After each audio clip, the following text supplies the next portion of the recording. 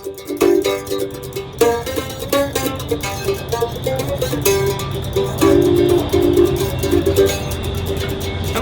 Shug here.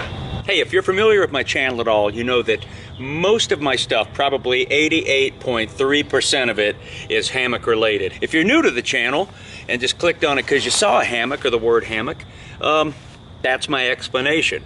And I think I'm a little bit guilty of always showing the great parts of a hammock, you know, the pros. This is going to be a pro and con video, but I'm going to focus on the cons. Because yes, there are some cons to hammocks. Nothing is perfect in this world. As my mother said, not even I. So today, I'm going to go over the cons and the pros, but mainly the cons. So this video here is mainly about camping hammocks. It's about people that go backpacking and go out and sleep in their hammocks. One of the misconceptions when you get into hammocks, and I was guilty of this too, and still sometimes I am, but then realization just, pow, hits me in the face. Oh! You kind of think that it's a speed competition, that you're going to be faster setting up than your friends in a tent. This ain't true, Slappy. So you get to places and you have to sometimes find trees. The tree spacing may not be just right. It might not be the perfect 12 or 17 feet or 20 feet or whatever it is you use, depending on the length of your hammock. There might be things growing in between. You might see the perfect trees. You get over there and a big pile of trees is falling down between it. It's going to be tons of work to clear, if clearable at all. There might be tons of brush, vines, poison ivy. The trees might be dead. The trees might be really tiny. So oftentimes a hammock person has to go out, or as I like to call them, a hammocker. You have to go out and kind of find a place. You have to search around. You know, you got to check the perimeter. Look around, and often you'll find the perfect place. But if you think you're going to set up quicker than your tent folks, or usually get to a campsite, there's a semi-level spot, they throw their tent down, bing, bang, bop, they're up. You're still looking around for the perfect trees, checking for widowmakers, and widowmakers apply to tent campers too. It's not just a hammock thing. So, that's one of the things. You are not going to set up. Don't make it a speed competition. Take your time. Enjoy playing with your toy. Enjoy the setup. There's some people that like to set up the minute they get to camp. There's other people like me. I like to drop my pack, kind of look around a little bit. Because sometimes after you set up your hammock, you're walking around securing the perimeter and you just see the perfect place. And oftentimes I take my hammock down and go there. So there's that.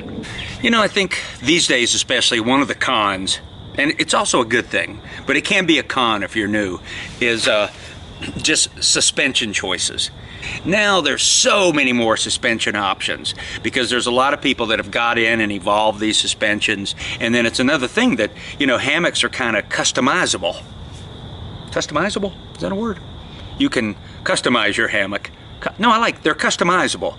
So, you know, you might buy a hammock that has one suspension like daisy chain and decide you want something lighter, something less stretchy, something easier, something a little more complex. You don't want any hardware, you want to tie knots. So these days, oh man, way too many options with suspensions and really a lot of other hammock stuff. So I kind of consider that a con because even for me it's too much, but when you're new, it just adds to the complexity of all the choices you have. Yeah, I consider this a pro, but it could be a con, because if you get a hammock and you get dialed in, you become a hammock person or hammocker, and that's your main ride now. You'll do anything you can to use your hammock when you go camping. You're going to sleep longer. You're not going to want to get out. I remember in my tent days, you know, I get 5 hours of sleep. It wasn't like I was dying to get up, but I was usually kind of rolling over and tossing and turning in the morning. In your hammock, you kind of don't want to get out. And for me, my sleep has increased to 10 or 11 hours, sometimes 12, particularly in the winter when it gets dark so early. And so some people that like to get up and go, they may find that a con, that they're just sleeping longer. Hey man, enjoy it. We need sleep when we can get it. A lot of people, when they're new, they freak out about gear storage. You know, in my tent, I can put everything in there and get it in my vestibule. So with hammocks, you know, you got a tarp, you got your hammock. I don't have my ridgeline organizer up here, but I do. I have a video, which I'll link below, on a lot of options out there these days of things that'll hook to your hammock to store things in. you know, where you put your pack and how you hang your pack. For me, I just put my stuff on the ground next to my hammock under my tarp. A small piece of plastic I've been carrying around for 20-something years, I set it on. Some people like to hang their pack off a tree like my buddy Hickory. Some people like to hang it off their hammock suspension. What do I do with my shoes? What do I do with my clothes? What do I do with my boots? What do I do with all my little bits and bobs? You know, do I use a ground cloth? Do I not? These are the things you're going to face. I can't tell you whether you do or not. Everybody's different. There's not an easy answer on it. But you will figure it out. Believe me, you will figure it out. But I just put my pack on the ground right next to me. In fact, I have a couple of videos, and I'll put them below, that I did on how to store your stuff, or at least what I do with mine. So don't let that worry you too much. You know, sometimes it depends on the size of your tarp. If you go with a bigger tarp, you'll have more room to kind of get everything under there with you. Some people use a second hammock and put things in that. You're going to own more than one hammock if you get into hammocks. When you get your first one, whether it's an Eno or whether someone loans you one, and I say Eno because they're readily available almost anywhere. Go to any camp store, REI, Walmart, they usually sell Eno hammocks or some sort of a hammock that's kind of a big box company. You'll buy one, you'll try it out, you'll go, oh, I like this, I might use this for camping, and then you'll deal with your insulation and your top quilt, or using your sleeping bag as a top quilt, or, you know, rolling into your sleeping bag. And if you get into it, then you'll see other people. You'll probably go online, look at reviews. You'll probably go on a forum like Hammock Forums or some Facebook page or some kind of Reddit, and you'll start seeing all these other hammocks, and you'll get into hammock width. Is there floppy material, length, bug nets? Do you want a bug net that encompasses the thing? Do you want a bug net like this that zips to the edge that you can flip back? Do you want a half bug net? Do you not want a bug net at all? So all these things will come in. So you will, it's kind of what I'm doing with the base right now. You're going to get a few to find what style you want. Do you want a bridge hammock you want to gather it in? Do you want a double layer? You want a single layer? You want a built-in underquilt? Do you want to add your own underquilt? You want to go with a pad? You're one of those people who go, I don't need no insulation at all, sleep hot. And all of us have probably laid in a hammock at the beach. Those poly island rope woven hammocks that kind of have the weaving that goes like that. Kind of a diamond shape, and they have the big spreader bars at the end, and you lay in them between some trees, and after a while, you know, you are kind of laying like a banana, because even when I lay in one, after a couple of hours, I kind of have a little pressure behind my legs. You know, they're not entirely comfortable for the day. That's why in camping hammocks, we usually sleep on an angle in the hammock, Mayan style, and you get a pretty flat lay. And within that, sometimes, you get a little crease in the hammock. The fabric kind of does this creasy thing, and will often kind of push on your calf or right behind your knee, and it can make your leg go asleep. Now, I got a video below. Look down there on some possibilities of dealing with that problem. Sometimes you got to just find the right hammock. So calf ridge is a thing, as is shoulder squeeze. Now, shoulder squeeze, imagine yourself in a hammock. You know, it's like in a tent. You get in there and you lay on your pad and lay in. I always think with a hammock, you're kind of wearing it, almost like a little sleep suit. So when you lay in there, it's kind of coming up around you, and when you're new, you can get shoulder squeeze. I never had it. I did start getting it once, and I realized I had a really damaged rotator cuff and had to have surgery in 2018. I'd wake up in the night, my shoulder just be kind of throbbing, and that's just, my shoulder was just ripped apart from years of being a circus clown and juggler and taking falls and unicycle falls. So shoulder squeeze and calf ridge are real things. Sometimes you just get used to them. Sometimes you need a wider hammock. Some people go to a bridge hammock to combat shoulder squeeze. On the other hand, I've read so many reports and talked to people where the bridge hammock gives them shoulder squeeze. So there's not a perfect situation. You got hammocks like the Hammock Dremor, which is a 90-degree hammock where the suspensions go off to the side and you lay this way, and they're very wide open.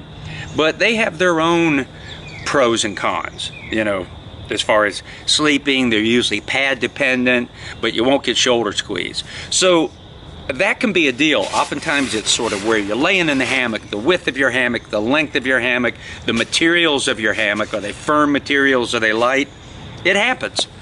I don't have it. This Superior Gear hammock I have right now, I get no calf ridge in it at all. Shoulder squeeze I rarely get. Calf ridge once in a blue moon with some, but a lot of people will take their stuff sack and put it under their knees. So that's kind of a con. It does happen. It exists. It's real. I don't like it at all. So we're talking camping hammock here, and a lot of us have come from tents where you throw your tent up, might be a single wall, or you put your tent up, you got all your mosquito netting, then you put your rain fly on. With hammocks, you're gonna have to have a tarp. Now, I was always a tarp guy. Some people aren't tarp people. So you're gonna have to learn to deal with setting up a tarp, the proper way to pitch a tarp, the tarp size. Do you want doors? What length? What material? Sil nylon? Do you want PU coated nylon? Do you want Dynamo, which used to be called Cuban fiber, which is expensive but light? This is like a Sil poly tarp or Sil nylon. It's a superior gear. I really like it. The width of your tarp, just a million things with your tarp. How you're going to guy it out, what sort of line you're going to use, blah, blah, blah, blah, blah. Goes on and on. So if you've never used a tarp, you're going to have to learn the art of tarping, because yes, it is an art.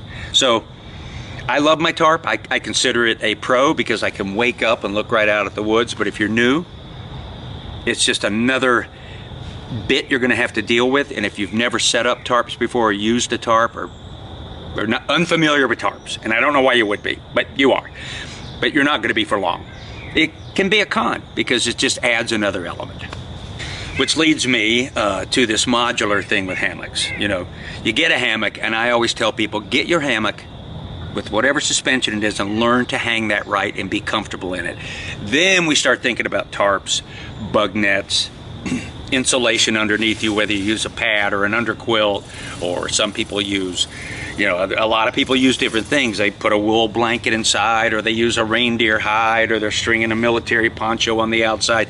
You will go through all kind of iterations of finding out how to insulate yourself underneath. Now, there are other people that say they need no insulation underneath, but I have gone to sleep in my hammock in like 82 degrees, and 1 or 2 in the morning, it's not 82 degrees anymore, and you get that little breeze underneath, then you start to feel a little chill. So it's good to be prepared with some insulation, and that can be perplexing for people, very perplexing. The art of underquilt and getting to know underquilts and figuring out underquilts is usually a breaking point for people. So that can be a con, just all the little pieces, suspensions, lengths, the particular hammock, the tarp, and all the little add-ons they have. Those can be cons, and they can be pros. I always look at both sides, but I want you to know the cons. So a lot of people get kind of bummed out because, in their tents, they go up to like Max Patch Bald and camp in these meadows and these big open spots with no trees.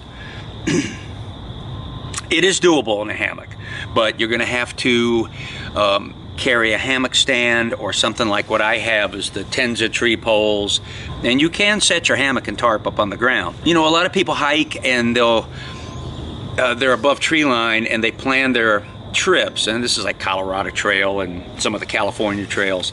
So at night they're going to sleep down in tree line. That may not always work out. So it's just something to consider. Is it a con? Kinda. It's a con with a K. It's a kind of con. I think what freaks people out the most about hammocks, if they want to try them and they're coming from an ultralight background. Now, as backpackers, we've gone through everything of being scouts, being heavy, having 50-pound bags, going through our whole thing of getting our system lighter. And then we decide we want to do a hammock, and we have a fear that it's going to add weight. And it can, but let me say this. It depends on what kind of tent you had before, what kind of hammock you're using now. Is it a one layer? Is it the lightest fabric? Is it short? Are you going with a minimal tarp? It depends on what season of the year it is. Summer, you don't need as much insulation. If it's winter, yes you do. And a hammock may be bulkier and more weight then. You can get it really close, but there's a lot of variables.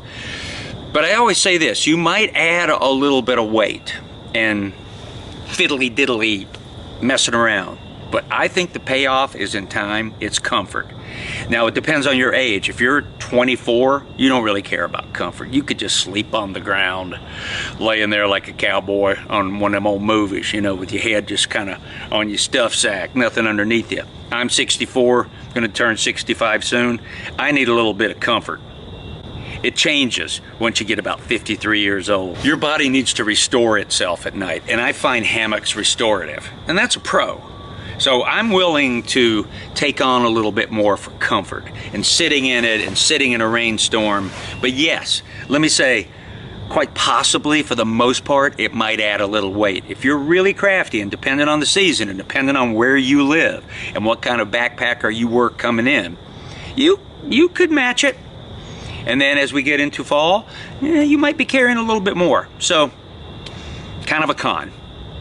So with a hammock, and the same goes for tenting and just general backpacking, you're going to find your style. You're going to be in search of your style of doing it. Man, it's so nice that spring is coming. We're getting the songbirds back. All secure in Sector 7. Woo, buddy!